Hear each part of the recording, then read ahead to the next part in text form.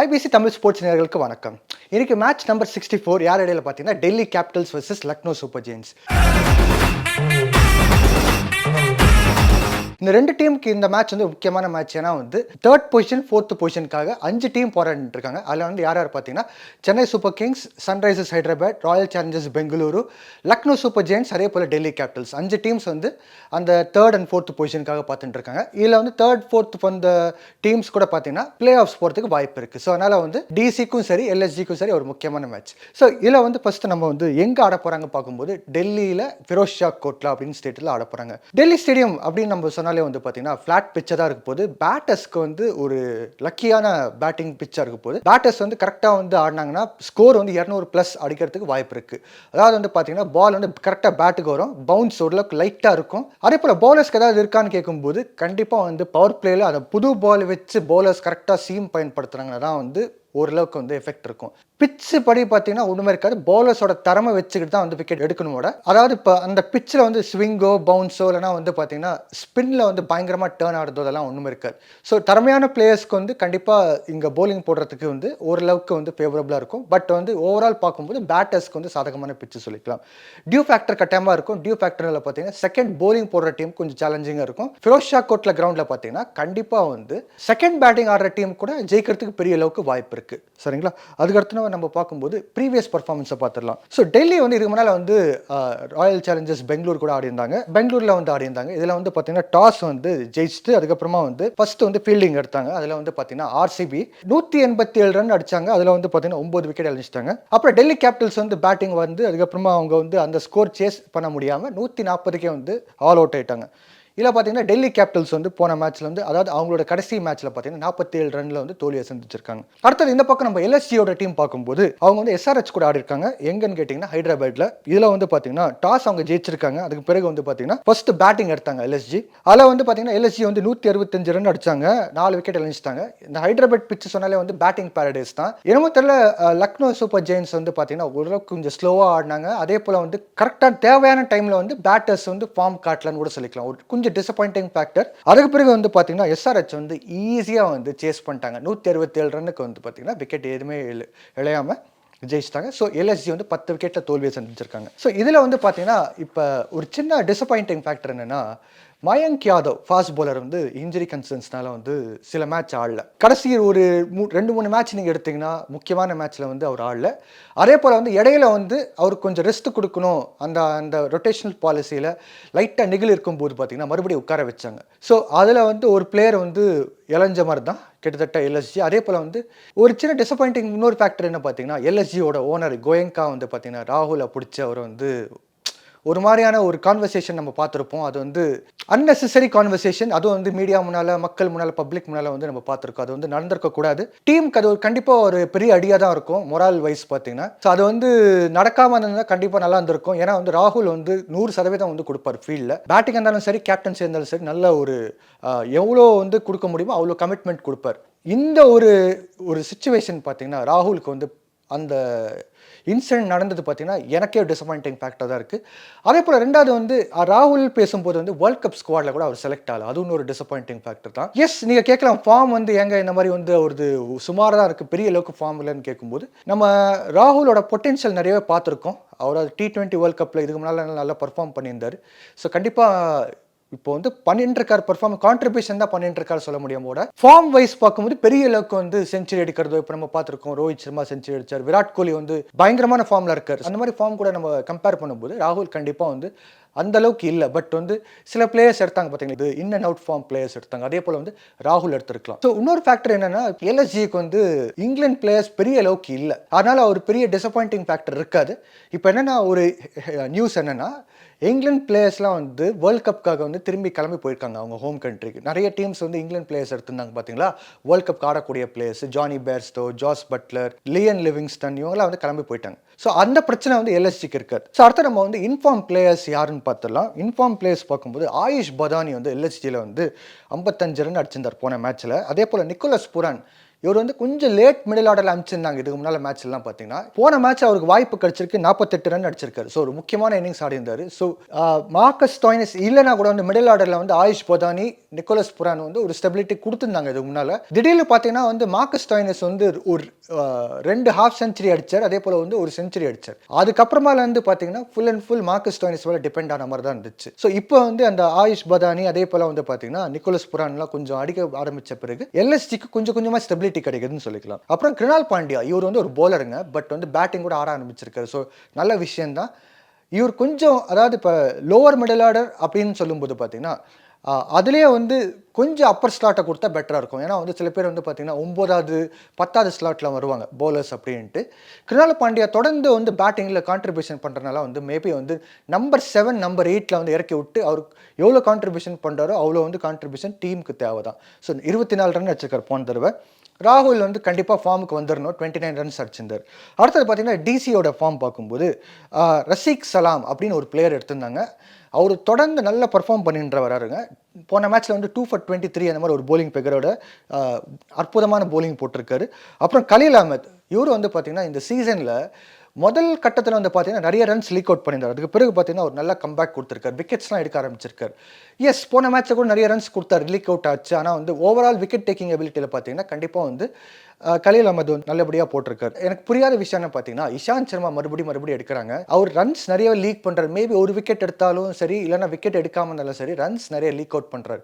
So அவர் எக்ஸ்பீரியன்ஸ்னால தான் எடுக்கிறாங்களோட otherwise wicket taking ability பார்த்தீங்கன்னா கலீல் அஹ்மத் கூட கம்பேர் பண்ணும்போது முகேஷ் குமார் கூட கம்பேர் பண்ணும்போது பெரிய அளவுக்கு வந்து இந்த சீசன் அவரோட கான்ட்ரிபியூஷன் இல்லைன்னு சொல்லிக்கலாம். அப்புறம் குல்தீப் யாதவ், இஷாந்த் சர்மா, முகேஷ் குமார், நான் சொன்ன மாதிரி இஷாந்த் சர்மா கூட அதில் இருக்காரு. ஒரு விக்கெட் தான் எடுத்திருந்தாங்க போன மேட்ச்சில். ஸோ இது ஒரு பெரிய டிசப்பாயிண்டிங் ஃபேக்டர் டெல்லி கேபிட்டல்ஸ்க்கு. அதாவது இஷாந்த் சர்மா கரியரோட எண்டிங்கில் இருக்காரு, மறுபடியும் அவரை எடுத்து அவரை வந்து போலிங் போட விடுறாங்க. எஸ், எக்ஸ்பீரியன்ஸ் வந்து கண்டிப்பாக மேட்டர்ஸ் தான். ஆனாலும் சரி, இப்போ யங்ஸ்டர்ஸ் நிறைய பேர் ரஷீக் சலாம் அதுக்கப்புறமா நிறைய பிளேயர்ஸ் வந்து பர்ஃபார்ம் பண்ண ஆரம்பித்த பிறகு பார்த்தீங்கன்னா கண்டிப்பாக வந்து யங்ஸ்டர்ஸ்க்கு நிறைய வாய்ப்பு கொடுத்தா பெட்டராக இருந்திருக்கும். அப்புறம் ஜேக் ஃப்ரேசர் மெக்குர்க், இவர் வந்து பார்த்தீங்கன்னா ஒரு 21 ரன்ஸ் அடிச்சிருக்காரு. ஒரு முக்கியமான ரோலாக ஆடிட்டு இருக்காரு ஓப்பனிங் பேட்டிங்காக டிசிக்கு. ஸோ இவர் வந்து ஒரு நல்ல ஃபார்ம் காட்டின்னு இருக்கார். ஸோ ஓவரால் பார்க்கும்போது ஒரு டெல்லி கேபிட்டல்ஸ்க்கு வந்து பவுலிங்கில் கொஞ்சம் வீக்னஸ் இருந்தால் கூட வந்து எப்படியோ அப்படி வந்து மேனேஜ் பண்ணிட்டு ஆடிட்டு இருக்காங்க சொல்ல முடியும். பெரிய அளவுக்கு வந்து எக்ஸ்பெக்ட் பண்ண அளவுக்கு, அதே போல் வந்து ஆன் பேப்பரில் டீம் பார்க்கும்போது என்ன இருந்துச்சோ அது இல்லைன்னு சொல்லிக்கலாம். ஹெட் டு ஹெட் பார்த்துடலாம். ஹெட் டு ஹெட் பார்க்கும்போது டிசி வர்சஸ் எல்எஸ்ஜி அப்படின்னு பார்க்கும்போது 4 மேட்ச் ஆடி இருந்தாங்க. உங்களுக்கு எல்லாம் தெரிஞ்ச விஷயம் தான், லக்னோ சூப்பர் ஜெயின்ஸ் ஒரு புது டீம்னால வந்து 4 மேட்ச் தான் ஆடி இருந்தாங்க 2 டீம் இடையில. இதில் வந்து பார்த்தீங்கன்னா ஒரு மேட்ச் தான் வந்து டிசி ஜெயிச்சிருக்காங்க, எல்எஸ்ஜி வந்து 3 மேட்ச் ஜெயிச்சிருந்தாங்க. ஸோ இந்த 3 மேட்ச் ஜெயிச்ச எல்எஸ்ஜியோட கேப்டன் யார் பார்த்தீங்கன்னா கேஎல் ராகுல் தான். ஸோ கண்டிப்பாக கேஎல் ராகுல் வந்து இதுக்கு முன்னால் நல்லா தான் கேப்டன்சி பண்ணியிருந்தார், இப்பயும் வந்து பண்ணிட்டு இருக்காரு. பட் வந்து ஓவரால் கலெக்டிவ் பர்ஃபார்மன்ஸ் பார்க்கும்போது எல்எஸ்ஜிக்கு வந்து இன்னமும் கிளிக் ஆகலை இந்த சீசன் சொல்லிக்கலாம். அடுத்தது வந்து பார்க்கும்போது டிசியோட ஹையஸ்ட் ஸ்கோர் எல்எஸ்ஜி கூட பார்க்கும்போது 195, எல்எஸ்ஜியோட ஹையஸ்ட் ஸ்கோர் டிசி கூட பார்க்கும்போது 189. அதே போல் டிசியோட லோவஸ்ட் ஸ்கோர் எல்எஸ்ஜி கூட பார்க்கும்போது 143, எல்எஸ்ஜியோட லோவஸ்ட் ஸ்கோர் டிசி கூட பார்க்கும்போது 167. இது வரைக்கும் வந்து டெல்லியில் வந்து ஹெட் டு ஹெட் பார்க்கும்போது 2 டீம் வந்து இது வரைக்கும் வந்து ஃபேஸ் டு ஃபேஸ் ஆடலை. எல்லாமே நியூட்ரல் வென்யூஸில் ஆடினாங்க, இல்லைனா வந்து ஈகானா ஸ்டேடியம் லக்னோவில் ஒரு தடவை ஆடி இருக்காங்க. அதனால் வந்து ஃபர்ஸ்ட் டைம் இந்த 2 டீம் வந்து ஐபிஎல்ல வந்து ஆடிட்டு இருக்காங்க டெல்லியில். அடுத்த டீம்ஸ் பார்த்துடலாம். இப்போ எல்எஸ்ஜி டீம் அப்படின்னு சொல்லும்போது வந்து கண்டிப்பாக குவிண்டன் டி காக் தான் நம்மளுக்கு ஞாபகம் வருவார் ஓப்பனிங், அதே போல் கேஎல் ராகுல். ஸோ குவிண்டன் டி காக் பார்த்தீங்கன்னா கூட வந்து பெரிய அளவுக்கு ஃபார்மில் இல்லை. இப்போ நம்ம கேஎல் ராகுலை பிடிச்சி கேட்டிருந்தாங்க பார்த்தீங்கன்னா டீம் ஓனர்ஸ்லாம், அது கொஞ்சம் அன்ஃபேரான ஒரு சிச்சுவேஷன் சொல்லிக்கலாம் கேஎல் ராகுலுக்கு. ஏன்னா வந்து ஓவரால் டீம் பார்க்கும்போதே வந்து பார்த்தீங்கன்னா பேட்டிங்கில் வந்து பெரிய அளவுக்கு ஸ்ட்ரைக் ஆகலை.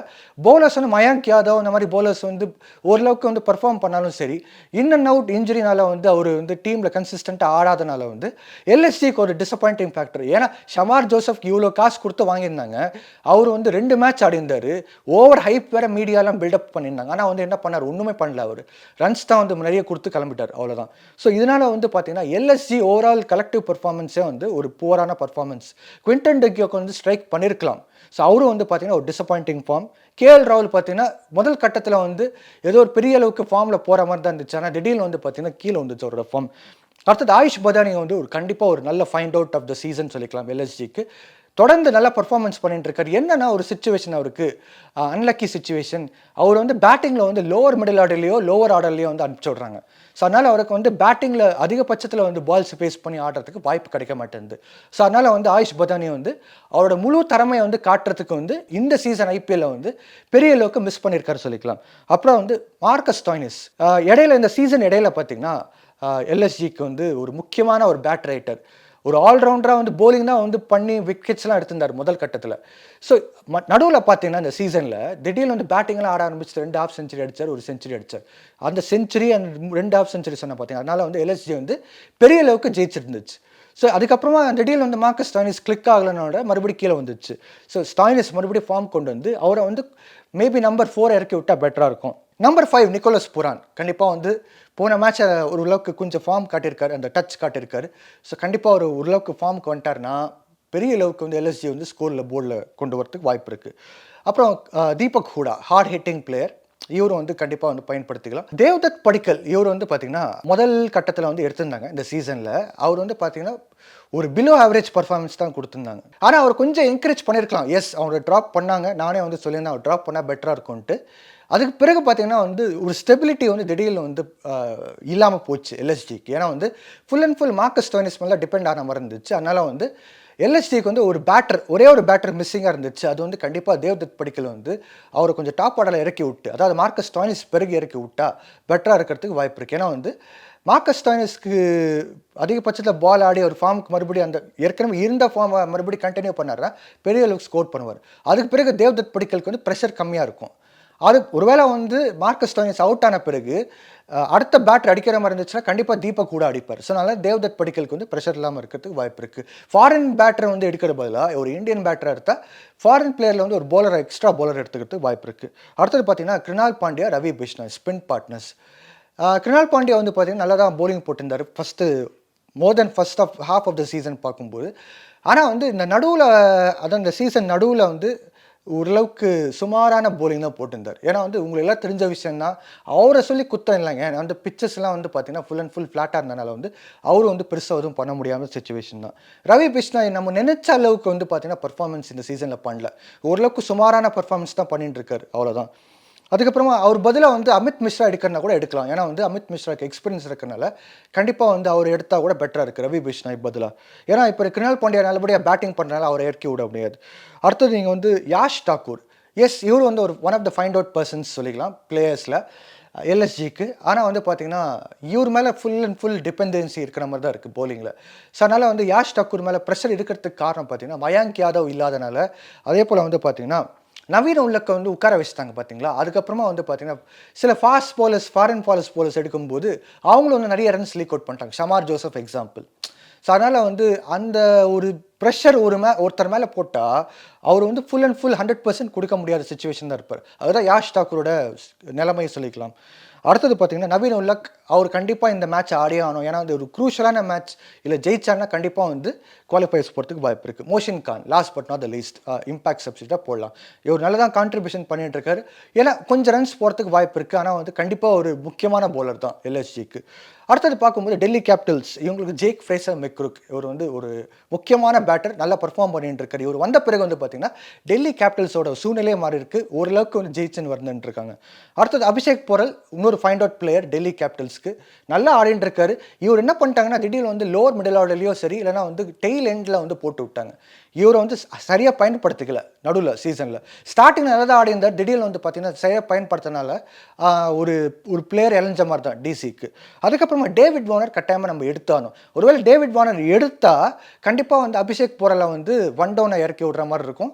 அப்புறம் வந்து டேவிட் வார்னர், அதே போல் ஜேக் ஃப்ரேசர் மெக்ரூக் வந்து ஓப்பனிங் போகிற மாதிரி இருக்கும். அப்புறம் வந்து த்ரிஷான் ஸ்டப்ஸ், இவர் வந்து பார்த்தீங்கன்னா ஒரு எக்ஸலண்ட் பிளேயர். இது வரைக்கும் எல்லா மேட்ச்சில் வந்து ஒரு நல்ல கான்ட்ரிபியூஷன் பண்ணிட்டு இருக்காரு. நீங்கள் கேட்கலாம் ஒரு செஞ்சுரி அடிச்சாரா, ஹாஃப் செஞ்சுரி அடிச்சாரா கேட்டிருக்கலாம். பட் வந்து பாயிண்ட் என்னென்னா T20 கிரிக்கெட்டில் அவங்களுக்கு கொடுத்த ரோல் வந்து நல்லபடியாக பண்ணாங்கனாலே பெரிய விஷயம். ஸோ ட்ரிஷான் ஸ்டப்ஸ் வந்து இது வரைக்கும் இந்த சீசன் நல்லா தான் பண்ணிட்டு இருக்காரு அவரோட ரோலை. அப்புறம் ரிஷப் பந்த் வந்து கம்பேக் கொடுக்குறாருன்னா கண்டிப்பாக வந்து அவர் இந்த டீமில் இருக்கணும். அதுவும் வந்து ட்ரிஷான் ஸ்டப்ஸ் பிறகு வந்தால் பெட்டராக இருக்கும். இல்லை அவர் வந்து ஒருவேளை வந்து டீமில் இல்லைன்னா குமார் குஷாகரா போடுற மாதிரி இருக்கும். எஸ், குமார் குஷாகர் இந்த சீசனில் வாய்ப்பு கொடுத்தாங்கன்னு பெரிய அளவுக்கு பெர்ஃபார்மன்ஸ் பண்ணல. பட் வந்து திறமையான பிளேயர் தான். அடுத்தது பார்த்தீங்கன்னா அக்ஷர் பட்டேல், ஓரளவுக்கு பேட்டிங் பண்ண ஆரம்பிச்சிருக்காரு. போன மேட்ச்சில் கேப்டனாக கூட இருந்திருக்காரு. அதே போல் வந்து பார்த்தீங்கன்னா, போலிங்கில் வந்து பெரிய அளவுக்கு எக்ஸ்பெக்ட் பண்ணது அளவுக்கு வந்து போலிங் போடல. ரொம்ப பிலோ ஆவரேஜ் பர்ஃபார்மன்ஸ் தான். இந்த பிட்ச் வந்து ஃபுல் ஃப்ளாட் விக்கெட்டாக இருக்கறனால வந்து கண்டிப்பாக நீங்க ஒரு காரணமா சொல்லிக்கலாம். பட் வந்து ஒரு இன்டர்நேஷனல் பவுலர் இருக்கும்போது நம்ம எக்ஸ்பெக்டேஷன்ஸ் நிறையவே இருக்கும். அதே போல் வந்து இவர் வந்து கொஞ்சம் இந்த பேஸ் கட் டவுன் பண்ணிட்டா கூட வந்து ஓரளவுக்கு வந்து பேட்டர்ஸ்க்கு வந்து சேலஞ்ச் பண்ணலாம். பட் வந்து இவர் என்ன பண்ணுறாருன்னா, ஃபுல் அண்ட் ஃபுல் அந்த பேஸோட போடுறதுனால வந்து பால் வந்து பேட்டுக்கு கரெக்டாக வருது. ஸோ அதனால் வந்து பேட்டர்ஸ்க்கு ஈஸியாக இருக்கும் அடிக்கிறதுக்கு. ரஷீக் சலாம் அற்புதமான பிளேயர். நல்ல விக்கெட்ஸ்லாம் எடுக்கிறார். முக்கியமான விக்கெட்ஸ்லாம் எடுக்கிறாரு. பேஸ் கூட ஓரளவுக்கு டீசென்ட்டாக தான் இருக்குங்க. ஸோ கண்டிப்பாக வாட்ச் அவுட் மேன் சொல்லிக்கலாம் இந்த மேட்ச்சில் ரஷீக் சலாம். குல்தீப் யாதவ் இவர் வந்து மறுபடியும் ஒரு டிசப்பாயிண்டிங் ஃபேக்டர் சொல்லிக்கலாம். பெரிய அளவுக்கு வந்து பர்ஃபார்மன்ஸ் எதுவும் பண்ணுறதில்ல. பேட்டிங்கில் கூட வந்து தரமையான பிளேயர் தான். பட் பேட்டிங்கில் கூட பெரிய அளவுக்கு நம்ம எதுவும் பார்க்கல. பவுலிங்கில் கூட வந்து ஒரு லெஃப்ட் ஆர்ம் சைனாமேன் இருக்கும்போது, ரிஸ்ட் ஸ்பின் இருக்கும்போது அதுவும் இல்லாமல் பால் வந்து பெரிய அளவுக்கு டேர்ன் பண்ணக்கூடிய பிளேயர். பட் அது எதுவுமே நம்ம பார்க்கல இந்த சீசனில். அடுத்தது வந்து லீசார்ட் வில்லியம்ஸ் எடுக்கலாம். அவரும் வந்து ஓரளவுக்கு டீசெண்டாக தான் போட்டிருக்காரு இந்த சீசனில். இல்லைன்னா ஆண்ட்ரிக் நார்க்கியா. ஆண்ட்ரிக் நார்க்கியா எனக்கு ஒரே ஒரு டிசப்பாயிண்டிங் ஃபேக்டர்னா நிறைய ரன்ஸ் லீக் அவுட் பண்ணுறாரு. அதுவும் டெத் ஓவரில் போர்டிங் போடும்போது பார்த்தீங்கன்னா, ஒரு ஓவரை 20 ரன் 25 ரன்லாம் கொடுக்குறாரு. ஸோ அதனால் வந்து இப்போ ஆப்போசிஷனுக்கு அது ஒரு ஃபேவரபுளாக போகுது இந்த சிச்சுவேஷன். அப்புறம் கலீல் அஹ்மத் கண்டிப்பாக நல்லபடியாக போட்டுருக்காரு. Mukesh Kumar death bowling specialist சொல்லிக்கலாம். அவர் வந்து ஒரு எக்ஸ்பீரியன்ஸான பிளேயர் ஆறாரு டிசிக்கு. அதே போல் வந்து பார்த்தீங்கன்னா, இவரை நம்பி வந்து கண்டிப்பாக வந்து பவுலிங் யூனிட்டை வந்து நடத்தலாம், ஓட்டலாம். அந்த மாதிரி வந்து ஒரு ரிலையபிள் பிளேயர் சொல்லிக்கலாம் Mukesh Kumar. Last but not least impact substitute பார்க்கும்போது யாஷ் தல் போட்டால் எனக்கு பெட்டராக இருக்கும்னு தோணுது. ஏன்னா வந்து டிசியில் வந்து பார்த்தீங்கன்னா, எப்படி பார்த்தாலும் வந்து பவுலிங்கில் ரஷீக் சலாம் இருக்கார். ஆண்ட்ரிக் நார்க்கியாவோ இல்லைனா லீசார்ட் வில்லியம்ஸோ ஒரு ஃபாரின் பவுலர் எடுக்கலாம். அதே போல் வந்து முகேஷ் குமார், கலீல் அஹ்மத் அந்த காம்போ போகும் நல்லபடியாக. அக்ஷர் பட்டேல், குல்தீப் யாதவ் ஸ்பின்னில் இருப்பாங்க. ஆனால் பேட்டிங் யார் ஆடுவாங்க அப்படின்னு ஒரு கேள்வி கேட்ட மாதிரி இருக்கும். அதனால் வந்து குமார் குஷாகரா வந்து ஒரு வேளை ரிஷப் பண்ட் வந்துட்டார்னா கண்டிப்பாக அவர் உட்கார வைக்கிற மாதிரி தான் இருக்கும். இல்லைனா வந்து ரிஷப் பண்ட் இல்லைனா வந்து குமார் குஷாகரா இருப்பார். யாஷ் டெல்லை வந்து நல்லா பயன்படுத்தினா பெட்டராக இருக்கும். ஏன்னா அண்டர்-19 வேர்ல்ட் கப் ஜெயிச்ச கேப்டன் அவர். இதுக்கு முன்னால் வந்து பார்த்தீங்கன்னா அண்டர்-19 ஜெயிச்ச கேப்டனில் உன்முக் சந்த் சரியாக பயன்படுத்தலை. அவரும் வந்து வேஸ்ட் ஆகிட்டார். யூஎஸ்க்கு போயிட்டார், பிக் பேஷ் ஆடினார். அதுவும் வந்து கரெக்டாக ஆடலை அவர். எல்லாமே வந்து அறக்குறையாக தான் ஆடினான்னு சொல்லிக்கலாம். அதே போல் விஜய் ஜோல் ஒரு பிளேயர் வந்து எடுத்திருந்தாங்க. அவரும் வந்து பார்த்தீங்கன்னா அண்டர்-19 பிளேயர் தான். அவரும் வந்து பார்த்தீங்கன்னா இப்போ வந்து எங்கே இருக்கார், ஏது பண்ணுறாரு கூட யாருக்கும் தெரியாத அளவுக்கு தான் இருக்குது சிச்சுவேஷன். ஸோ யாஷ்டல் அந்த மாதிரி வேஸ்ட் பண்ணாமல் நல்லா பயன்படுத்தினா பெட்டராக இருக்கும். ஸோ இந்த 2 டீம் இடையில நம்ம காம்போசிஷன்ஸ் எல்லாம் பார்த்துருக்கோம். காம்பினேஷன் எந்த மாதிரி ஒர்க் அவுட் ஆகும் கூட பார்த்துருக்கோம். அதே போல் வந்து பிட்ச் எப்படி இருக்கும், மேட்ச் கண்டிஷன் எப்படி இருக்கும் கூட பார்த்துருக்கோம். ஸோ பேட்டிங் ஃபஸ்ட்டு எடுத்தால் கூட வந்து பிரச்சனை இல்லை. எந்த டீம் டாஸ் ஜெயித்தாலும் சரி. ஒருவேளை சேஸ் பண்ணுற மாதிரி இருந்துச்சுன்னா கூட கண்டிப்பாக அந்த டியூ ஃபேக்டர்னால பால் ஸ்லோவாக வரும்போது கொஞ்சம் வெயிட் பண்ணி ஆடுற மாதிரி இருந்துச்சுன்னா கூட கண்டிப்பாக இந்த ஸ்கோர் சேஸ் பண்ணுறதுக்கு வாய்ப்பு இருக்குது. இந்த நிகழ்ச்சி நீங்கள் பார்த்து என்ஜாய் பண்ணியிருப்பீங்கன்னு நினைக்கிறேன். அடுத்த நிகழ்ச்சியில் வந்து உங்களுக்கு சுவாரஸ்யமான விஷயங்கள் அதே போல் மேட்சோட அனாலிசிஸ்லாம் வந்து நான் உங்கள் கூட வந்து ஷேர் பண்ணுறேன். அது வரைக்கும் நன்றி, வணக்கம்.